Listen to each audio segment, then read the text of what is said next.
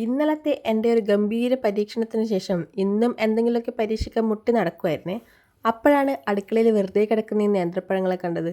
കണ്ടപാടെ ഒരു 5-6 എടുത്ത് ഇഡ്ഡലി തട്ടിലിട്ട് വേവിക്കാൻ വെച്ചു. പിന്നെ കുറച്ച് തേങ്ങയും വെല്ലവും ഏലക്കായ് പൊടിച്ചതും കുറച്ച് നെയ്യും കൂടെ കൂട്ടി നല്ലതുപോലെ ചൂടാക്കി കഴിഞ്ഞാലുണ്ടല്ലോ, വെല്ലമൊക്കെ കുറുകി ഈ ഒരു പരുവത്തിൽ കിട്ടുമേ. പിന്നെ ഇഡ്ഡലി തട്ടിലൊരു സ്റ്റീം ബാത്ത് കഴിഞ്ഞ് ക്ഷീണിച്ച് കിടക്കുന്ന പഴങ്ങളൊക്കെ എടുത്ത് അതിൻ്റെ തോലൊക്കെ പൊളിച്ച് മാറ്റി അതിന് നടുക്കുള്ള കറുത്ത കുരു ഒന്ന് എടുത്ത് മാറ്റി കൊടുക്കുക. പിന്നെ ഒരു സ്പൂണോ ഫോർക്കോ വെച്ച് നല്ലതുപോലെ ഇതിനെ ആക്രമിച്ചൊന്ന് ഉടച്ചെടുക്കുക. എന്നിട്ട് അതിലോട്ട് കുറച്ച് ഗോതമ്പ് പൊടിയും കുറച്ച് ഉപ്പും കുറച്ച് വെള്ളവും ഒക്കെ ഒഴിച്ച് നല്ലതുപോലെ കുഴച്ചെടുക്കുക. എന്നിട്ട് നമുക്കിതൊരു മീഡിയം സൈസ് ഉരുളയാക്കി അതിൻ്റെ നടുവിലോട്ട് നമ്മൾ നേരത്തെ ഉണ്ടാക്കി വെച്ച ഫില്ലിങ്സും കൂടി നിറച്ച് നല്ലതുപോലെ റൗണ്ട് ഷേപ്പ് ആക്കി എടുക്കാം. ഷേപ്പ് റൗണ്ട് ഷേപ്പ് തന്നെ വേണമെന്ന് നിർബന്ധമൊന്നുമില്ല. എങ്ങനെയാണോ ആക്കാൻ പറ്റുന്നത് അതേപോലെ അങ്ങ് ആക്കുക, അത്ര തന്നെ.